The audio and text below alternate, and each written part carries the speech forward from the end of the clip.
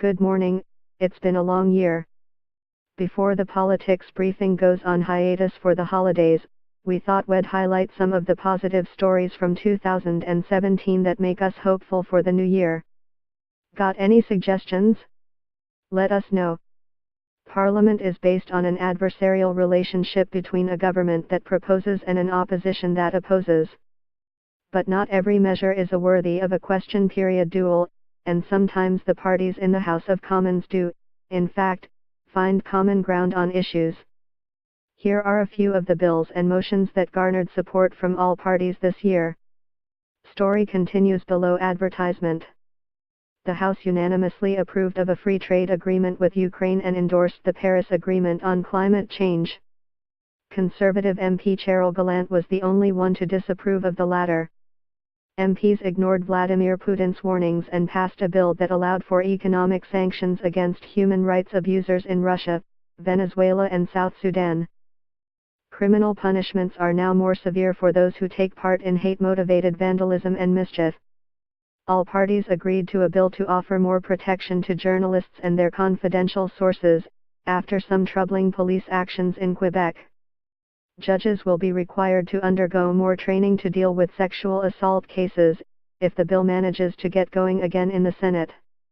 On symbolic measures, MPs from all parties called for Charlottetown to be considered the birthplace of Confederation, June the 19th to be National Sickle Cell Awareness Day, June the 10th to be Portugal Day and the month of June to be Portuguese Heritage Month, the month of June to also be Italian Heritage Month, and the fourth week of September to be Gender Equality Week.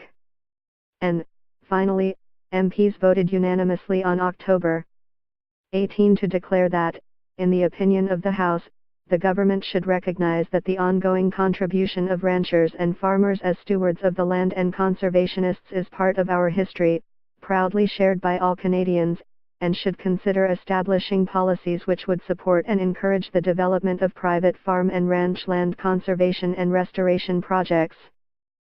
Story continues below advertisement.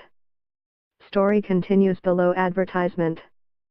This is the Daily Politics Briefing newsletter, written by Chris Hannay in Ottawa, Mayaz Alam in Toronto and James Keller in Vancouver.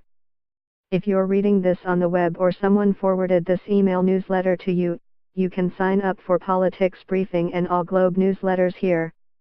Have any feedback? Let us know what you think.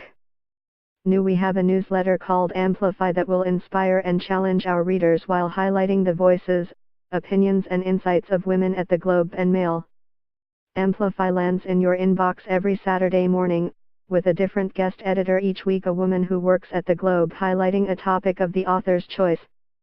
The topics will vary and will dive deep into issues and events around the world. The newsletter will also highlight Canadian women who are inspiring others. Sign up today.